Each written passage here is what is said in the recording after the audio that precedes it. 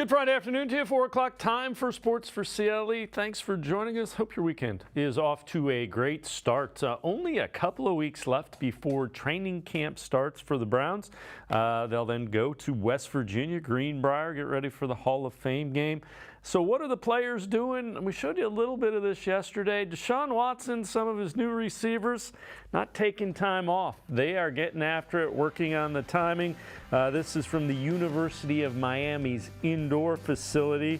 Deshaun Watson posted it on Instagram, working with Elijah Moore, David Njoku, some of the guys getting in the timing, not taking anything for granted, and getting ready for training camp just around the corner, a couple of weeks. Let's welcome in Jeff Lloyd from the Locked On Browns podcast. And Jeff, that's a good sign, you know. You could be kind of easing into it, taking off a couple. There's a sense of urgency that I've gotten from the new guys and Deshaun Watson. Quite frankly, I like seeing. Well, I think the sense of urgency is legitimate. I mean, you know, you're talking about your head coach and your general manager, both in the fourth year of 5-year contracts. So, you know, you certainly have your reservations if things were not to go well, what goes on exactly for those gentlemen. You know, Deshaun Watson, obviously with time missed last year, you know, I think everybody kind of, you know, maybe views it, I don't want to say necessarily a free pass, but a pass. But he's going to be expected to perform every bit of what a $230 million quarterback should. Guys like David Njoku, Elijah Moore. Elijah Moore is going to be the fun one to watch here because I think Elijah Moore is coming into this situation with a big chip on his shoulder for the way things worked out in New York. And then thinking maybe he was going to get paired with one of the all-time greats at the quarterback position. And then having that removed and didn't really get a chance to start over in New York. I think the opportunity here for him with the Browns is it's going to be tremendous. And I know I've said it before, and I'll continue to say that. I think he's going to lead this team in overall receptions. There's just so many things you can do with him. And when you get him on a field where you have Amari Cooper, Donovan Peoples-Jones, David Njoku, Nick Chubb, good luck as a defense trying to figure out who's the top option to defend and then who overall becomes the fifth option, you know, that your biggest, you know, concern lies with. So there should be ample opportunity for everybody here. And Deshaun Watson, I think it's just getting back and trying to prove to everybody he still is the player he always was. Look, this is one guy we talk about, you know, and we usually don't talk about players missing as much time as Deshaun did, unless it's a devastating injury. So, you know, Deshaun obviously wants everybody, you know, the naysayers, or, you know, his play last year certainly didn't inspire anybody. And he seems like he's pretty much out to prove everybody that he is still every bit the quarterback that he always was. Yeah, I'm with you, and I'm anxious to see Elijah. Elijah Moore's a guy that you get the ball in his hands, he gets a cushion, breaks a tackle, and then all of a sudden a 3-yard pass is a 12, 20, 15, you know, 40-yard gain. Kind of interesting. Mina Kimes, ESPN, talking about how the Browns offense could evolve this year relative to what it looked like last year. Watson looked rusty. There's things he obviously has to do better, accuracy, confidence, all of that. But I also think that the offense needs to evolve to accommodate and I would say amplify his skill set. So Kevin Stefanski's scheme prior to Watson arriving and based on the lineage he comes from is that under center, wide zone, run game, play action off of that. Watching Watson, his starts last year didn't look comfortable under center. And I wouldn't be surprised this year if they tilt more towards putting him in the gun, pistol, spreading things out, getting him in empty more often, trying to recreate a lot of the magic we saw in Houston. Now, my one concern about that was, well, this run game has been so dominant with Nick Chubb, you know, with the prior scheme. But I went and looked to see how Nick Chubb has done running out of the gun, and folks, still dominant last year. First in yards per carry, first in rushes over expectation per carry, third in EPA. Nick Chubb is good at everything. Little surprise there. So I think they can make adjustments to make the offense better for Watson without sacrificing any of what Nick Chubb does really well. And I think that's key. People are all concerned. The problem that Nick Chubb had running out of the gun or pistol last year was they weren't set up to block that way because they didn't do it with Jacoby Brissett. They're going to have enough time to put that in place. Nick Chubb's still going to be Nick Chubb. He might even be better because there's going to be fewer people in the box. Well, and there's also this, and this is the one thing Mina didn't really get to is this is an opportunity. And look, you still want to limit the amount of carries you give Nick. If this team is going to hope to achieve what they want to, which is an extended January run, possibly into a February run, you're still going to need Nick Chubb with some gas in the tank at that point. So to think he's going to get 300 carries in the first 17 games is probably, a little bit ridiculous. But what you can do is start to use Nick a little bit more as a receiver. We've seen at times where he can do it, and he's certainly improved in his time over the league. Problem is he always carried such a heavy workload running the ball that most of the time when it came time to throw it, you took him off the field. If you're going to go gun more, which means, and like Mina said, empty, all right, so you have 4 wide or whatever, Nick Chubb can motion out, go man, post up at a slot. Hopefully you can get him on a linebacker or a safety, and you get some choice routes going in or out, or a Texas route going outside diagonally in between the hashes. And, it'll limit the amount of big hits Nick Chubb would take. And it's just another way to get the ball in his hands. Like I said, there's a lot of skill players on this team now. It is a lot deeper than it has ever been. We all got excited and want to talk so much about the Beckham Landry wide receiver core. This one's going to be just crazy better. There's just no other way to put it. And so when you got to put all that attention to all that stuff, when you have chances where you can get Nick Chubb one-on-one with a safety or a linebacker, I think he's going to win a lot of those opportunities. And again, it's just going to benefit him in the long run. So, games later in the season where you have to rely on him to close out the game by running the ball, or you've got to find a way to manufacture, you got to find a way to figure out 45 other carries through some playoff games where you're going to use them. That might be the best way to, make sure that Nick Chubb can give you the best bang for the buck from September, hopefully all the way through February. So this is interesting as well. This is from Warren Sharp Football. Number of first down runs in the first half of games which gained 2 or fewer yards. Titans had the most with 58. Browns were second with 56. Bucks and Cowboys had 53 apiece. As I look at this, Jeff, I think Kevin Stefanski's play calling will be a little different. It's not going to be drastically different, but when you have an elite quarterback, you open things up. I think a lot of the play calling was because he was calling around the limitations of his quarterback. I think that's fair to put it that way. It certainly is. And the other thing is, I get it. If that's your best option, you want to start off on first down with hopefully, a successful situation that's going to put you in, second medium, hopefully at best, if not second and short. But, when you don't have, as much faith as a defense in the quarterback of Jacoby Brissett as you will in Deshaun Watson, you're in the opportunity to sell out. They still might be able to run the ball a good amount on first down. It's just going to require that Deshaun Watson keeps them honest. And I do think that's going to be something that's going to help Nick here as Nick starts to become a little bit of an older running back here, is now he's going to be able to play with a quarterback that should be able to put up 300, 350 any given week, as long as, the game dictates and goes that way. That wasn't necessarily the case with Jacoby Brissett. But Deshaun Watson is every bit the quarterback that Nick Chubb is the running back. And, for the first time for Nick, he should have somebody manning the position that maybe he's just not a better overall football player than. All right. I know you've done training camp previews on your Locked On Browns podcast. Let's talk about the running back. What do you see there? Obviously, Nick Chubb. we see that, and that's good. It's really crazy the way you look at this room, because you talk about the Cleveland Browns and you talk about the running back position, and the first thing you say is they have the best running back in the NFL. Then the next question you have is they probably have the most uncertainty in the running back room after that. Look, Jerome Ford, and it's not a knock on Jerome Ford. For all those who believe he's going to be good, which I am one of, or anybody who thinks that maybe he might not pan out, 8 carries is not going to tell the tale. The old movie, A Few Good Men. It's not about what I know. It's about what I can prove. Nobody can prove anything. Nobody can prove their take, their stance, their point on Jerome Ford to this point. Was he good as a kickoff returner last year? Yes. Limited rushing opportunities. Didn't really see much. So to think right now that you think going from 8 carries to 150 touches, that's basically what running back twos usually would get. That's about what Kareem Hunt got last year. Is he ready for that workload? None of us know. It is certainly by far the biggest question as far as the offensive side of the football. As you said, we have 2 weeks between now and when the Browns go down to Greenbrier in West Virginia. Is this something that they're going to go through a week or two? And then are they going to start exploring whether or not they're going to bring somebody in? Or are they working on it now in hopes of that person joins camp with everybody else? And if it's a veteran and Jerome Ford basically just jumps up, takes the job for his own, you move him in one way or another, or he doesn't make the final 53.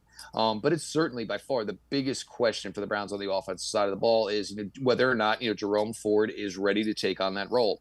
I have people, when I talk about, well, why wouldn't you look into Ezekiel Elliott or Dalvin Cook? And I have fans, oh, well, what do you do with Jerome Ford? But they're also the same fans who tell me, well, you got to bring in DeAndre Hopkins. But meanwhile, you have 2 former third-round picks in David Bell and Cedric Tillman who were there, but they're ready to run those guys out of town to bring in DeAndre Hopkins. But I'm a loon for wanting to bring in Dalvin Cook because we have a 5th-round pick, there who should be ready for running back number 2. But it's something certainly to consider. And look, a lot's on the young man's plate. And, we saw Jerome Ford last summer. I thought he played well. I think he showed really well in the summer. It still kind of surprises me that, obviously Kareem got his touches. Dearness Johnson basically didn't. It kind of surprises me at some point they didn't say, hey, can we just get a little bit of look here and see if we have any idea where we think Jerome is as far as getting acclimated. And then there is the whole thought process of basically whatever offense the Browns ran last year is not what they're going to run this year. So basically Jerome Ford's going to, it's verbiage might be the same, but he's transitioning into yet another new offense here in the second year of his career in the NFL. All right, before we go to break, let's head to the voicemail of Truth and Reason for the first time today. Hey, fellas. In Coach Stefanski's first 3 years, it seemed like his approach to games was playing not to lose, with a ball control offense and a more passive defensive scheme. With an upgraded roster and a likely top-flight quarterback in his 4th year, I would expect to see his philosophy change to one of playing to win with a more diverse offense and Coach Schwartz's attacking defense.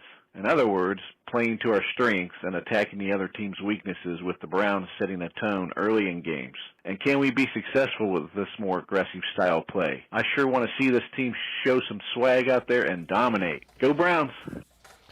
As always, appreciate all the voicemails. It kind of goes to what I touched on earlier. If you have a quarterback you trust, who you think is elite, you call things a little differently. And you change your defensive coordinator and bring in the guy you did because you want a different style of defense. So, yes, I think that is very accurate. I think his point is both very good and maybe a little bit misunderstanding of how last year went. Browns had a lot of leads after the first quarter, had a lot of leads into the second quarter. But then, it seemed like the offense, and this is maybe what happens when you're running out there. And this is where I think is kind of a testament to Coach Stefanski. Look, it's really hard to put together 4 quarters of great offensive football when you're not playing your starting quarterback. We all know the deficiencies this team had on the defensive side of the ball. But he found a way to get points most of the time in the first couple of drives. And again, there were a lot of games where the Browns were ahead at the end of the first quarter, ahead, mid, late second quarter. Offense couldn't sustain it, and we knew the defense couldn't hold it. But yeah, I think that, a lot of those concerns should be put to bed here. There's no way you put this investment into Deshaun Watson and, you're going to say, oh, well, we're going to run the ball 40 times. You'd be foolish to. You're going to look foolish even if you attempt it. And you have a defense coordinator who wants to play a whole bunch of pass rushers and a whole bunch of his secondary players. What does that tell me? We're trying to get the ball, score as much as we can, get up early, and try to harass the other team's quarterback. That seems like a pretty simple philosophy. Yeah, and you know what? It's a fun one to watch if it works as well. Sure. Jeff Lloyd from the Locked On Browns podcast and I are going to step aside, take a quick time out. So we'll head back to the voicemail of Truth and Reason. Sports4CLE, be right back. Stay with us.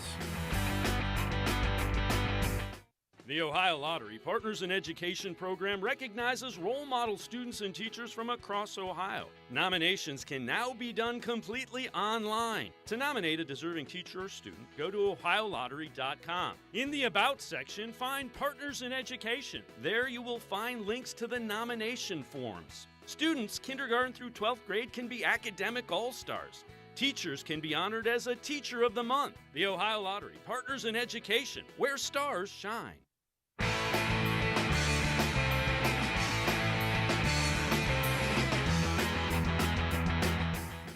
We continue talking Browns here on Sports for CLE with Jeff Lloyd from the Locked On Browns podcast. Let's head back to the voicemail of Truth and Reason. Hi, Dave. Love your show. This is Jerry again. I was looking at the projected 53-man roster, and man, there's some tough cuts.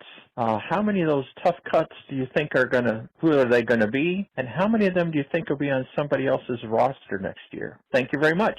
Bye now. As always, appreciate all the voicemails, Jeff. I think there's going to be guys that are cut that can play in the league. I think the thought is the Browns will probably try to find a way to get, the 54th, 55, 56 guys on the practice squad. That may not work. I think they've upgraded the back end of this roster that much. Well, I mean, you start with the wide receiver position. Jakeem Grant, who was signed, obviously, last offseason. There's probably not a home for this guy right now. Anthony Schwartz, seems like maybe Anthony Schwartz would need to do a complete 180 of his career if he wanted a chance to offset a player like Marquise Goodwin. It's great to talk about. Not necessarily sure that that's possibly going to happen. You get to the secondary. I mean, they keep bringing in corners. AJ Green is here, but they have Cam Mitchell already. You have Emerson. You have Greg Newsome. You have Denzel Ward. They have the two rookie undrafted safeties, Hickman and McAllister out of Ohio State. Looked like one of those guys would maybe be a lock for the roster, but that, of course, was before you signed Rodney McLeod. Isaiah Thomas was a defensive end who showed a little bit of a promise last year as a rookie, 7th-round pick. He's all of a sudden now probably DN6, maybe DN7 on this roster. The D tackle position, they brought in, some guys who they're hoping for health for an opportunity to contribute in Tristan Hill and Maurice Hurst. But there's still some rumblings out there. The Browns would maybe like to bring in one more veteran defensive tackle, so that's going to put an awkward situation for a guy like Tommy Togiai or for Hill or for Maurice Hurst. So, yeah, it's interesting because, I mean, you can get down to about 62 rather easily for the Browns. Then it kind of gets into some weird numbers. Are they only going to keep 6 wide receivers? A lot of people think they'll keep 10 offensive linemen. I don't think they're in a position to keep 10 offensive linemen because I think they're going to want to be a little bit deeper on the defensive side of the ball. So that takes you down to 9 offensive linemen. Where's the 4th tight end going to come from if you need him? Are you going to stash him on the practice squad? How many running backs are you going to keep? And these numbers will start to probably maybe come a little bit more into clarity, as we get a little further down the road here in the preseason. But yeah, look, but the thing is, and the one thing is if you can get down to that 60, and you know what, you would say, all right, I don't really necessarily care who this next 7 are, because of those 60, if you tell me I only get 53 of them, I'm ecstatic. Yeah, absolutely. To the caller's point, there's a guy, Nick Harris. Say he doesn't win the backup center, he's going to play. Somebody's going to sign him because how does he? Of course, how does he win it though? I mean, you just drafted another center. Yeah, and James Hudson is kind of in that situation. I think he's probably shown enough that if he's not on the final, I think James Hudson's going to be safe. And this is the one thing. And remember last year we saw some offensive linemen play blocking tight end. James Hudson was one of them. Yep. You know what David Njoku is as a complete tight end. You get to, Akins, you get to Harrison Bryant. There's going to be opportunities where I wouldn't be surprised if you saw DeJuan Jones and you saw James Hudson coming in as short yardage goal line blocking tight ends, just because it's not really what your other 2 tight ends do very well. So why would you risk, having plays blow up in negative plays or, negative yardage when you got guys that can go out there and move people around?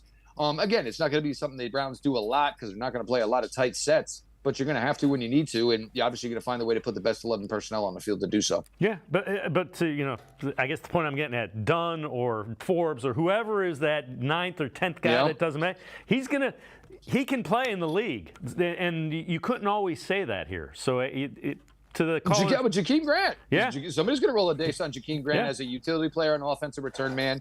Anthony Schwartz, if his time here is over, somebody else is going to go out and bring in a wide receiver who runs a 4.3 40. Yep. Somebody's going to do that just because he can. And again, the Browns may be in an advantage where they might be able to recoup a couple of draft picks over Labor Day weekend, because saying, hey, look, if we cut him, you're what, 17th, 18th on the waiver wire, you're not going to have a shot. So you want to give me some sort of, pick that has got conditions tied to it, 6th, 7th, whether it's this year, next year. the Browns may have an opportunity, bring back a little bit of capital over Labor Day weekend. I agree with you. A couple of those guys are going to be tough ones to cut as well. All right. Also, I know you've dealt with this Locked On Browns podcast. What do you think Jim Schwartz does with the secondary? Historically, he lets them just go get them. The Cleveland Browns, and this is crazy. I had Brett Coleman, associate with the NFL Network, on Locked On Browns the other day. For as great as we talk about, and as much as highly we think of the Browns quarterbacks, they were one of the lowest teams to play cover one last year, which is, first off, it's mind-boggling when you talk about the fact what did we hear? Verbiage was too much. Communication issues with the secondary. Late getting the communication, between everybody. So what would be the first thing I would do? Eliminate it. How do you eliminate it? Play cover one. You've got a first-round pick. You've got another first-round pick. You've got a player in Martin Emerson. When the Philadelphia Eagles came to Berea last year, having some folks that I know within the Eagles organization, after day one, y'all stole Martin Emerson. He could have been a fringe top 35 player. The Browns got him in the 70s. So why would you make it even more difficult? The other thing is, and look, Jim Schwartz will get deeper into trying to play chess. But why play chess if you can succeed by playing checkers? Hold out playing chess till you have to play chess. He's going to release these guys. And I do think it's going to be a little bit different this year than in years past. I think if the matchup, is Jamar Chase and the Bengals are putting Jamar Chase on the inside, well, then you want to know what? It's not a question of who the nickel is. Denzel Ward's got Jamar Chase today. So you know what? If he's in slot, then guess what? Denzel Ward, you're playing a nickel right now. I think he's going to find the matchups that he likes. He's going to let his defensive backs rotate according to that. But I think first and foremost, you don't talk about these corners the way Jim Schwartz is, and then basically not go back, come out later and say, well, you know what? We're going to do a bunch of one-on-ones till we don't have to do one-on-ones. And you know what? The corners that are elite, like the ones the Browns have, love that. That's what they want. They want to be. And they're certainly, and they should get the test. They should get the test. So you've got all different types of body types with the Cleveland Browns wide receivers. You've got fantastic route runners in Amari Cooper, Elijah Moore. You have ultra speed and Schwartz and Goodwin. And, of course, Elijah Moore as well. These guys should get serious, solid work, in training camp practices. We'll see how much they play in the preseason, but they should be ready to go. All right, this is from CBS Sports. One underappreciated player on every AFC team. And for the Browns, they go Rodney McLeod. I agree with this. The former Rams and Eagles veteran proved with Colts 2022, still got savvy, deep touch, post-career highs, tackles 96, pass breakups 8. Also paid dividends for locker room leadership. Type of role player who can truly help you go places. And Jeff, I'd push back. I don't think he's going to be a role player. I think he's going to be on the field quite a bit because Jim Schwartz is really comfortable with him. And in Jim Schwartz's defense, he has been an elite safety. There's an interesting thought process we've been talking about a little bit here. And we've always, it's not that Grant Delpit can't kind of do everything, but it always seems, Grant Delpit, is good, better moving forward. So if you really like McLeod, and obviously they really, really like Juan Thornhill, why not, if you went to a dime situation, and they're talking about possibly playing 5 defensive linemen a lot, we'll see if that works out and they're able to do that. Then you could maybe even say, well, let's maybe use Grant Delpit as a pseudo dime linebacker. Size-wise, there really is no difference between Grant Delpit and Jeremiah Owusu-Koramoah. Mm-hmm. There's not. So you have McLeod, and for McLeod, it's kind of cheating here. Because he walks in here, and he's like, oh, wow, you guys busting your butts, huh? Playbook, all that stuff. Yep, all right. Well, I've already been here. I've already done it. I know the verbiage. And also, but keep in mind, this was a guy with PFF grade last year of north of 80 last year. Yep. So he played well last year. There's no question about that. But yeah, no, they love their corners. They have 3 of them right off the bat that are really, really good. And that's before we even talk about the draft pick of Cam Mitchell. They have 3 safeties who are really, really solid. When you play 4, are you going to play a linebacker? When you play 4 DNs, 4 pass rushers, you're going to play a linebacker. Are you going to play an extra corner? Could you use Grant Delpit there? They are not hurting for talent on the defensive side of the ball either. Could you use another defensive tackle, maybe who's got a little bit more veteran experience? Yes, but it's deep. I mean, we talk about the offensive side of the ball and how deep it is there, but it's pretty deep on the defensive side of the ball. And, when you're a guy like Jim Schwartz, what do you want to do? You want to cover and get after quarterbacks. Well, he seems pretty suited to this point to be able to do just that. The other thing that nobody is really stating about Jim Schwartz, there isn't anything in game that anybody is going to do to him that he hasn't seen before.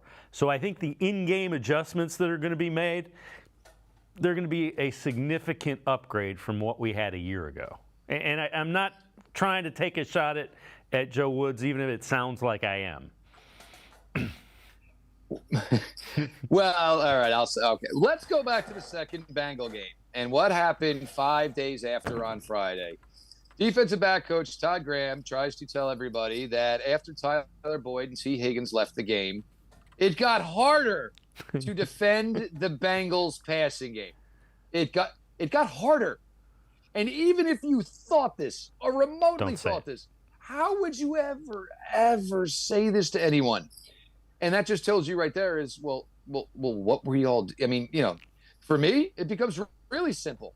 All right, cover one all the way around, and okay, you go with Jamar Chase and Denzel Ward wherever he goes. All right, that's it. Game plan done.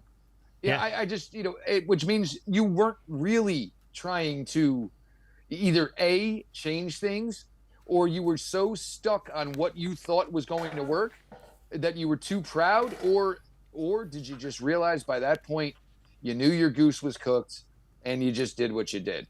But yeah, I mean, come on. And Jim Schwartz, and when we talk about the history of Jim Schwartz and we talk about obviously great affiliation with great defensive line play, Albert Haynesworth is the name we mentioned. Nobody's talked about Albert Haynesworth in about a decade and a half. So you're not bringing anything new to Jim Schwartz that Jim Schwartz has not seen before. And obviously plenty of stops, and he's been in the AFC, he's been in the NFC. Jim Schwartz, it was the have to hire. I know a lot of us, we're hoping and thinking maybe about Brian Flores, but with that, and the fact that Brian Flores still has some issues with the NFL legally, yes, they did interview him, but yes, Jimmy Haslam, who is part of, the good old boy network of the NFL, you had a hard time believing that even if they truly loved him, they would hire him. You knew it was most likely going to be Jim Schwartz's job to lose. And I think they got the guy that they truly need because Coach Stefanski can just focus on evolving the offense to Deshaun Watson and basically tell Jim, if you need something, I'm on speed dial. As always, Jeff Lloyd, appreciate the time in the inside a couple weeks, and training camp begins. Thanks very much, Jeff. Business about to pick up, kids. Enjoy the last 2 weeks of summer because it's over and it's over quickly. Hope everybody had a great 4th. Always a pleasure coming on, Dave. Everybody have a great weekend. Appreciate it, Jeff. Thanks very much. Jeff Lloyd, make sure you check him out. Locked On Browns podcast, always really good stuff. We're going to step aside, take a quick time out. Lance Reisland joins us on the other side of the break, a breakdown of a couple of Browns entering really important years in their career. Sports4CLE. We'll be right back. Stay with us. Come back to go forward. Back to learning new things. Back to pursuing your dreams. Tri-C has flexible learning options to fit your life. And every year, more than 1,000 local companies provide Tri-C students with real-world learning. The right education can boost your lifetime earning power by hundreds of thousands of dollars. Start now with a college education you can afford. Tri-C, where futures begin.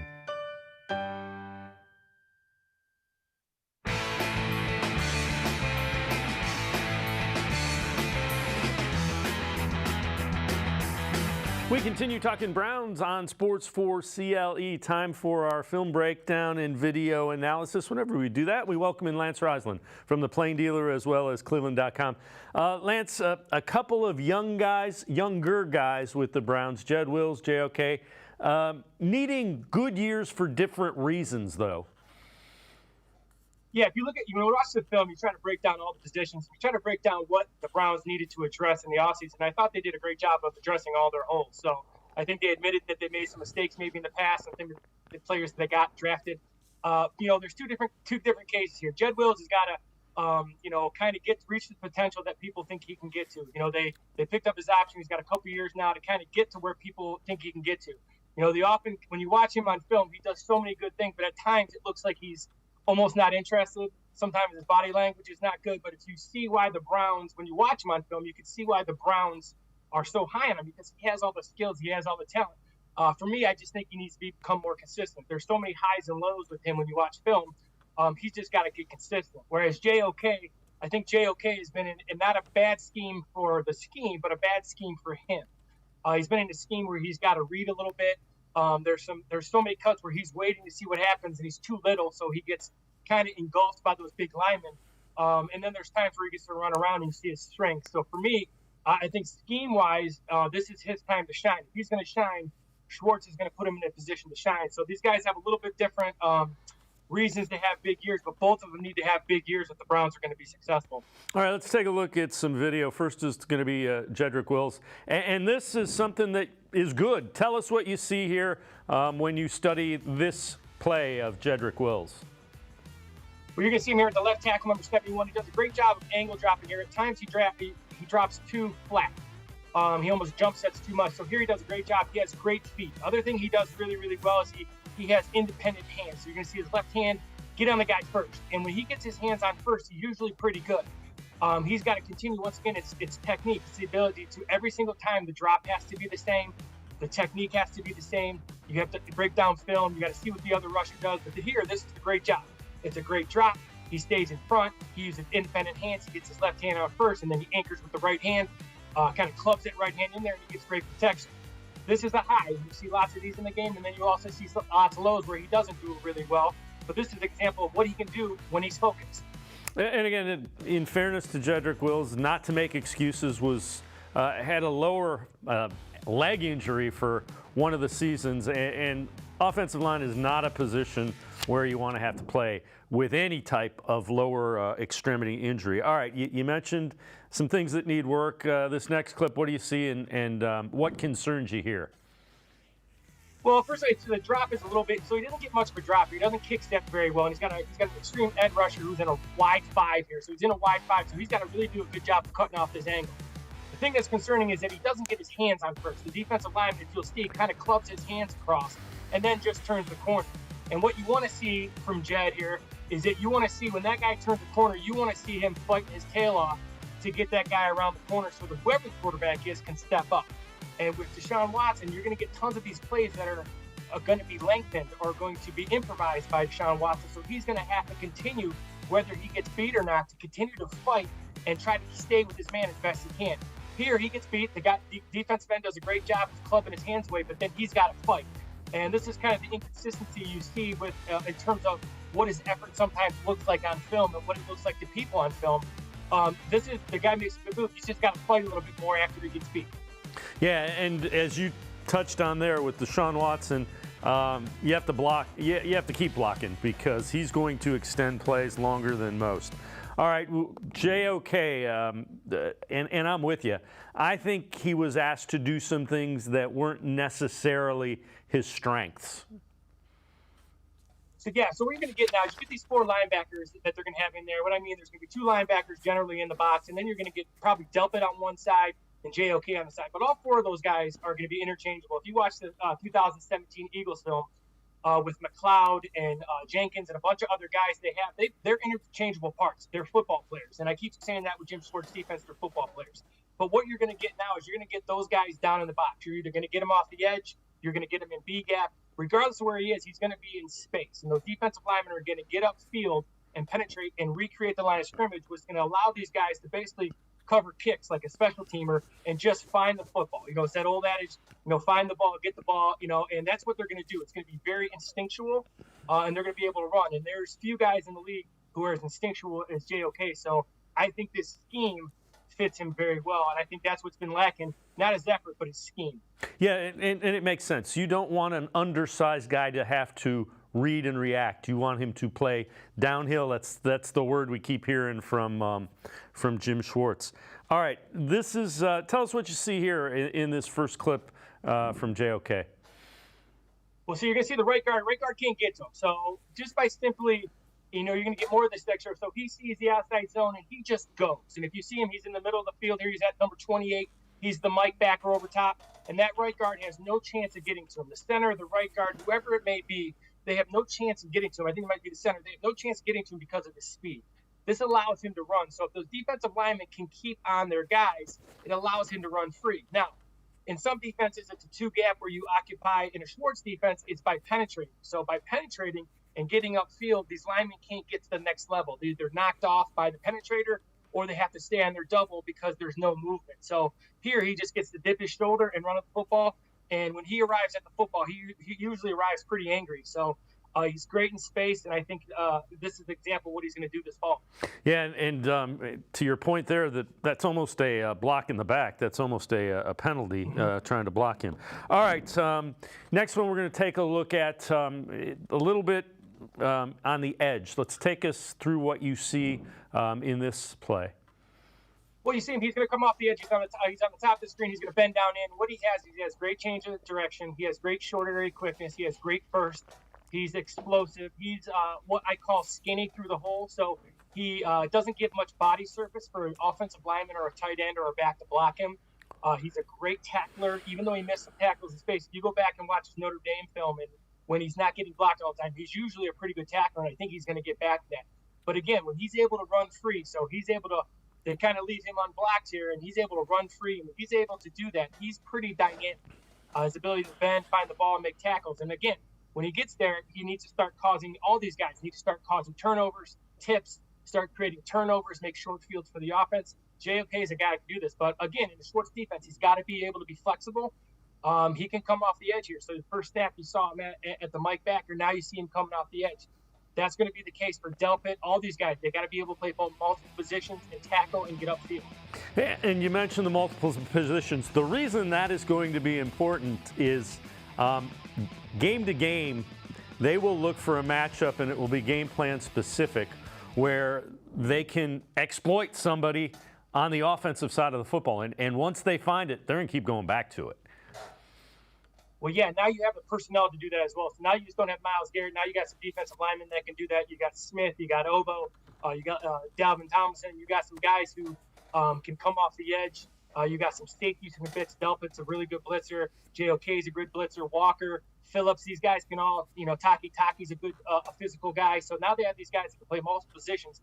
And you're exactly right. Now they can not only find matchups for the defensive linemen, but they can find matchups for those linebackers as well. So it's a very specific defense, and you're right. It's not anything particular. They're going to find a matchup, and they're going to exploit it. All right, before we go, there's some concerns, obviously, with JOK. And take us through what you see in this next clip. So he's going to be at the right. He's going to be at the right on the screen here. He's at the Mike backer, so he's going to be just outside the hat, inside the hat, right on the hash there. And here's what happens a lot with these Browns linebackers last year is that those defensive linemen get moved backwards, and when they get moved backwards, the offensive linemen are able to come off their double team and just simply wall the smaller Browns linebackers off. So JOK, because he's so explosive and so athletic, usually an offensive lineman is not going to get into his pads or knock him down, but just by sheer size, they're able to wall him off. And this is a classic example of an inside zone. They're going to double the three technique. They get really good movement on the three technique, and then that right guard number 71 gets to get off on JOK and just push him over. Now this year, they won't be on the line of scrimmage, so the defensive tackles will be upfield. And by being upfield, those double teams won't be able to leave as much, which again is going to allow JOK to run free and Phillips and all these guys to run free. That's going to be the difference. The difference is you're going to see a line of scrimmage that's backwards with Schwartz, and JOK is going to do really well with that. Yeah, the other thing that the tackles being pushed towards the linebackers does is it eliminates his angle to the ball. And that's kind of what you're seeing there because his own man is getting pushed back into him, so it negates his speed. Well, anytime you run a double team, so one of our rules is that one of the rules we talk about is you're trying to get vertical displacement. So before any lineman, so as these guys double this three technique, their golden rule is we got to get this guy moving backwards before one of us can leave. So they're going to, with the Browns, what happened a lot last year is that they would get into that double team and immediately get movement backwards. And you're absolutely right. So what it does is that makes these holes, these lanes really, really big. It makes these gaps really, really big. It makes the gap integrity by both the defensive lineman and the linebacker. You don't really know what gap you have because you've been pushed back somewhere. You've been pushed out of B gap or out of A gap. So again, they got to do a better job of not getting vertically displaced backwards. And if you watch that 2017 Eagles film or all Schwartz's defenses, that's not going to happen. Doesn't mean they don't give up plays at times, but they're not going to get pushed around and they're going to get vertically upfield. So they're actually going to do the opposite. They're going to vertically displace the offensive lineman backwards. Yeah, it will be a very different looking defense. That's one of the things I'm very anxious to see is how quickly they're able to play like Jim Schwartz expects them to play. Lance Reisland, as always, great stuff. Appreciate the time and the insight. Thanks very much, Lance. As always, thanks for having me. Lance Reisland, always really good stuff. Make sure you check him out, cleveland.com, as well as the pages of The Plain Dealer. Really good film analysis and video breakdown. We're going to step aside, take a quick time out. Brad Ward on the other side of the break. We continue talking Browns. Stay with us. The Ohio Lottery Partners in Education program recognizes role model students and teachers from across Ohio. Nominations can now be done completely online. To nominate a deserving teacher or student, go to ohiolottery.com. In the About section, find Partners in Education. There you will find links to the nomination forms. Students, kindergarten through 12th grade, can be academic all-stars. Teachers can be honored as a Teacher of the Month. The Ohio Lottery Partners in Education, where stars shine.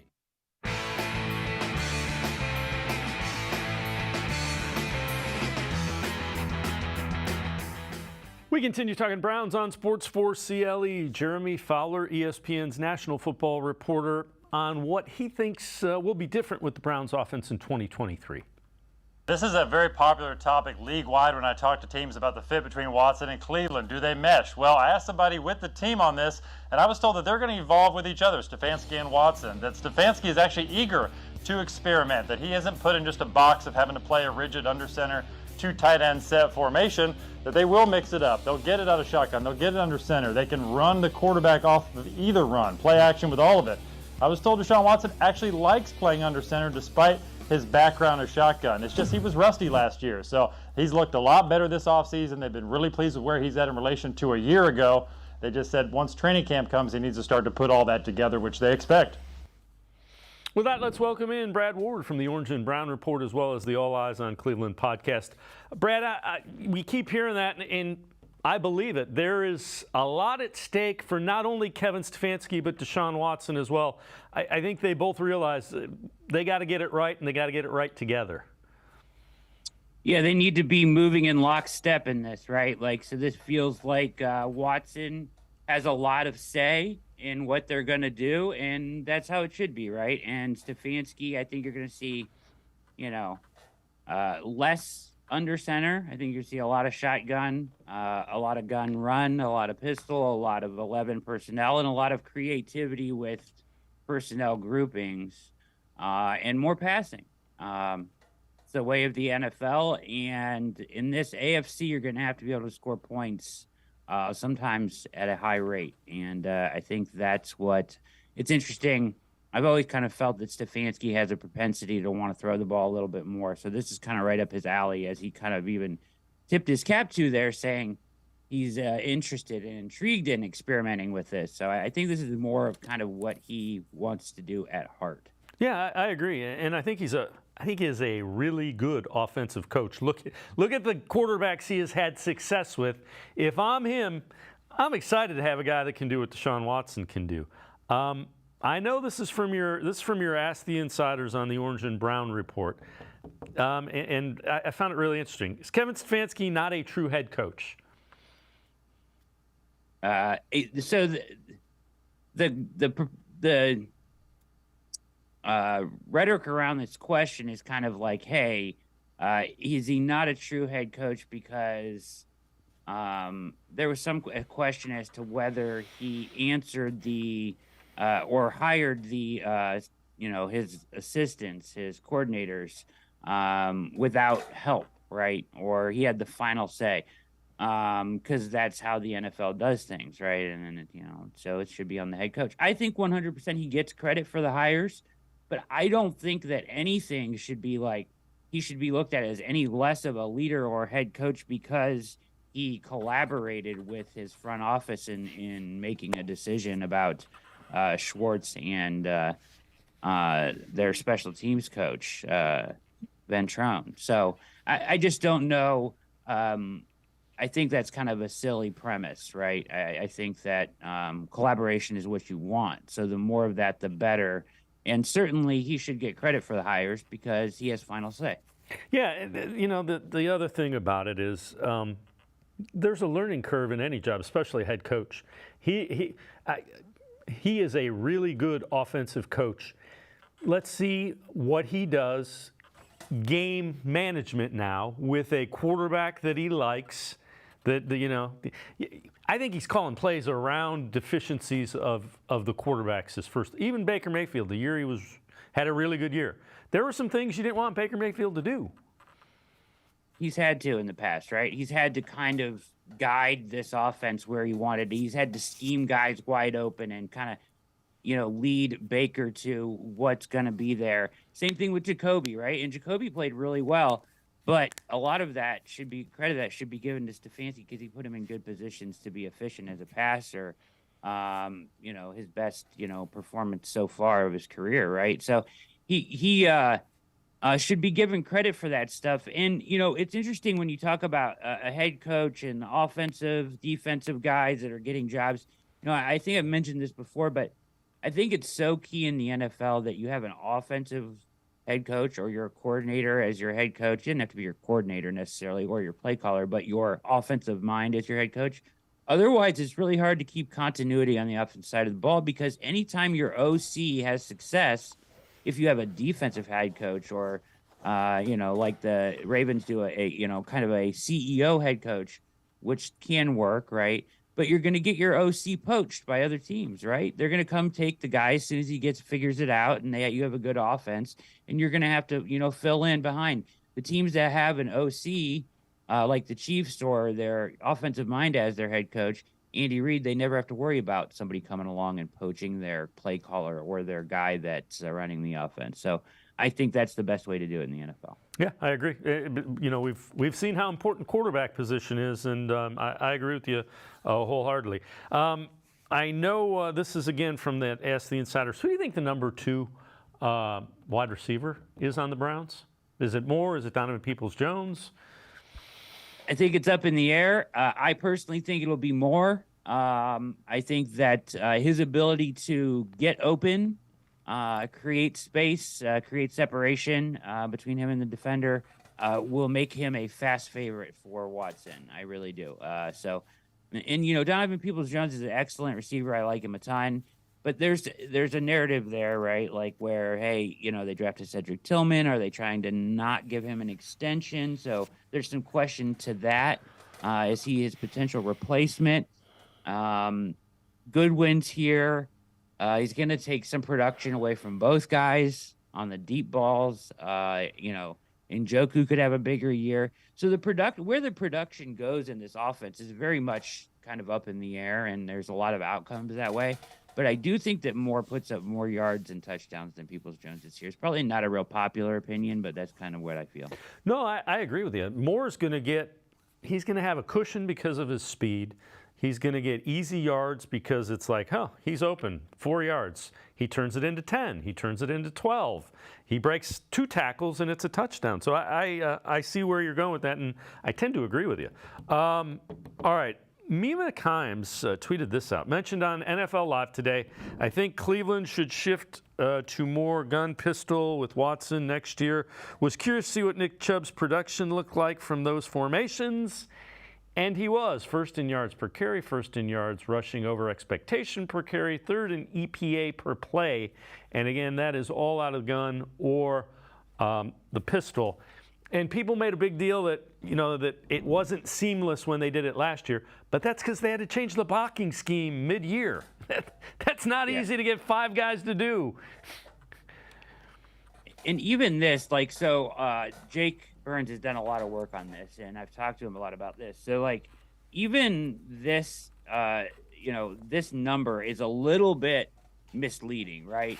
They had some big chunk plays out of the gun, out of the pistol, that kind of led to these numbers. The first in rushing, third in EPA per play, all that stuff, expectation per carry, all that stuff, those analytics numbers and efficiency numbers.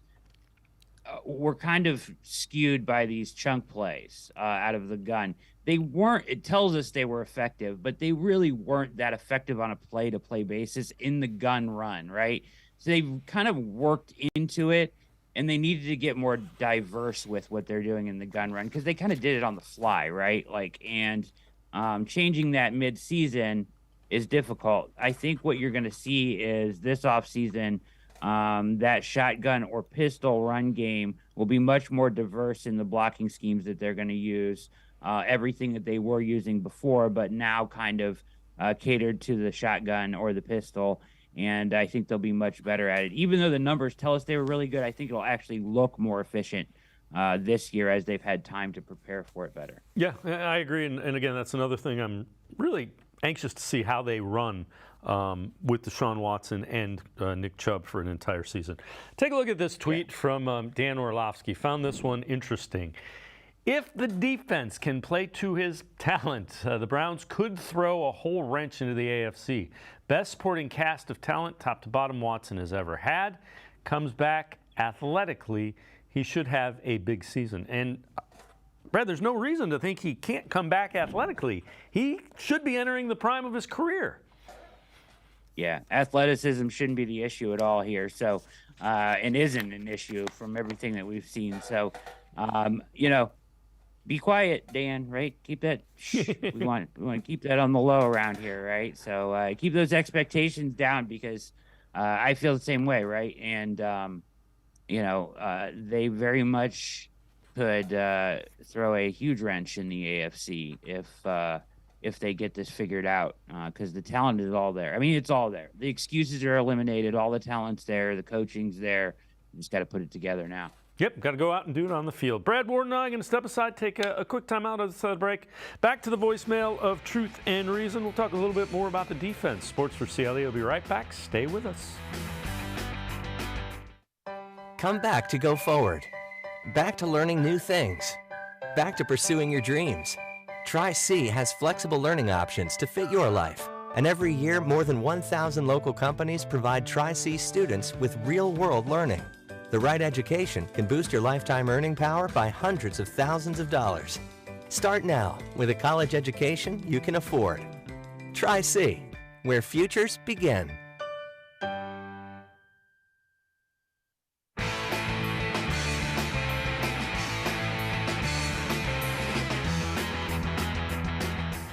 We continue talking Browns with Brad Ward from the Orange and Brown Report, as well as the All Eyez on Cleveland podcast. Let's head back to the voicemail of Truth and Reason.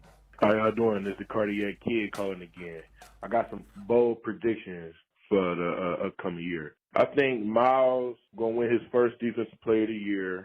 I think Deshaun is going to win or finish top 5 MVP unless some bottom feeder team just have a magical run. I think Stefanski going to win his second Coach of the Year, and bare minimum, I think we a second-round team. I think we definitely going to be in the AFC Championship this upcoming season. But bold predictions, like I said, forget what the national media got to say. They ain't going to have our backs until we start winning. Everybody going to be on the bandwagon again, whatever. We're going to have the last laugh. Thank you. Have a nice day. As always, appreciate all of the voicemails. I don't think any of that is unrealistic by any stretch of the imagination, but again, they got to go out and do it. Myles Garrett, he's set up to stay healthy for an entire season, and let's see what kind of numbers he puts up. Yeah, I think Myles could have a massive year. The talent added around them. I mean, with the addition, somebody mentioned this last night on a show I was on, and I kind of like chuckled at it, but with Zadarius Smith coming in, we've kind of almost even forgot about Okoronkwo a little bit. Like, nobody's even talking about him, and he is a legitimate addition to that that initially we were talking about as kind of a guy that would be able to free up Garrett's play on the defensive side of the ball. So very much looking forward to what Schwartz, does with Garrett, and I think he could really unlock him to have that kind of a defensive player of the year type year. Everything that the Cardiac Kid said in his voicemail is within this range of outcomes. It's not too far-fetched. Some people would look at it and say that, but I think, I was talking about this last night too, a little bit, that with the Browns schedule, if they can just kind of get off to a decent start, right? And Watson kind of comes into form at the right time as the schedule softens a little down the stretch and then gets hard again. But, like, if he gets sharper down the stretch, this defense, who has always played better in the second half, but they start to kind of get the scheme with Schwartz, they could really get hot on both sides of the ball at the right time and be a real problem for a lot of people late in the season. And you know, that's kind of what you want. But, like, with the new DC, with the new players, you could see how it could play out that way in the schedule. Yeah. Those first 4 games are important. Without question. I know you've written an article about this for the Orange and Brown Report. Schwartz defensive tackle rotations, some tough questions that the Browns have to answer about that rotation in 2023. Yeah, so, you know, I did the edge. We talked about that last week, you know, the edge rotations, and that looks good. They've got guys there, right, to do that. But when you kind of look at this interior, you know, you've got Tomlinson, Ika, Elliott, Winfrey, Hurston, Hill. I don't think that Togiai will be around, to be honest. I'm just going to be honest about that. I just don't see it. And you look at the snaps they played last year, and, you know, Elliott was their leading snap guy. Winfrey was actually third, which shocked me at 31%. And Taven Bryan was second. Togiai took 20% of the snaps on the defense. I mean, that's just awful, right? You know, and then you look at, like, Ika took like 500 snaps. Tomlinson only took 47.46% of the snaps, 550 snaps, you know, in Minnesota. And as you kind of dive into those numbers, you kind of try to envision who's going to fill what role, right? So you have some tough questions there. And the one that kind of jumps out to you is Tomlinson, right? So you really dive into those numbers. You see that he's played very limited third downs, right? 60-some, I have it here somewhere, 67 last year, 53 in 2021, and 68 third downs in 2020. So he's basically been a 2-down defensive tackle, right? He's the 13th highest. Browns made him the 13th highest paid defensive tackle in the NFL. The only guy in that top 13 that has played less, not less, even close to as many third downs is Vita Vea with 111. So, I mean, he's played very limited third downs in his career. And what does Schwartz expect him to do? And if he's not going to be the defensive tackle that's on the field on third downs, who is that going to be? I think these are critical questions. And I think that you kind of need to realize that they brought him in as basically a run stopper. Like, he'll get to the quarterback, sure, in situations, but he's not going to be out there a lot on third downs. And I think you're going to see a lot of defensive ends on the field and maybe one defensive tackle at times from Schwartz's defense. Who is going to be that guy? Who's going to be the pass rush defensive tackle out of this group? Yeah, no, that's a fair question. But you know what? Stop the run, because that killed them defensively last year. So I'm with you. No question. Brad Ward, as always, great stuff. Appreciate the time and the insight. Thanks very much, Brad. Absolutely, Dave. You're the best, man. Thanks for having me. No problem. Brad Ward, make sure you check him out. Great stuff on the Orange and Brown Report, also the All Eyez on Cleveland podcast. Cavs get Summer League underway in Las Vegas tonight. And Kobe Altman, the GM, met with the media today via Zoom, talked about the offseason moves and what he was thinking building this roster out for the Cavs. I wasn't going to make sweeping changes. I was really excited about our core, our youth, and really having patience with this group. And now the time is to really complement those pieces, with some shooting, some spacing. And I'm really, really happy with, our acquisitions. And that was, being very targeted and intentional to put around, our core four, if you will, some really dynamic shooting. And we talk about Max Strus and George Niang and Ty Jerome. Those really add to our offense in a dynamic way. And we really want to diversify our offense. And so being able to add those additions is huge. And then, I know Chris Fedor wrote about this, but really Karras was the number one offseason target for us to re-sign him, to make sure he was in the fold. It's really valuable to have a sixth starter, a guy that can step in and do anything for you. to give a notice, and I think he's been a very, very underrated acquisition for us. Kobe Altman talking about Karis LeVert, the guy the Cavs traded for, who they extended. Also was asked about Donovan Mitchell and the talk that he might not want to stay with the Cavs. He might want to go somewhere else. Here is what Kobe Altman said about the future of Donovan Mitchell with the Cavs. All I can go off of is Donovan's actions and his intentions. He's with us in Vegas right now. He's super excited about the future. He'll be at the game tonight. He's been in Cleveland multiple times this offseason already. He's worked out with guys. He's bringing guys with him wherever he is. And all you can go off of are those actions and how genuinely he talks about his experience in Cleveland. And look, he had the best year of his career in year one with us. I think he sees the runway of the players around him and the youth around him. So all I can go off of is his actions and his intentions, and they've been all really genuine. He also helped us out a lot during this free agency period. So he wants this place to be great. He wants to win here. And, in terms of the contract, we'll have those internal discussions and hopefully keep him. But listen, we have to produce and perform as an organization. But I know he's really, really happy here, and he'll tell you that. Kobe Altman talking about Donovan Mitchell. All out of time on this edition of Sports for CLE. We will see you back here Monday at 4 o'clock. Have a great weekend, everybody. See you Monday at 4 on Sports for CLE.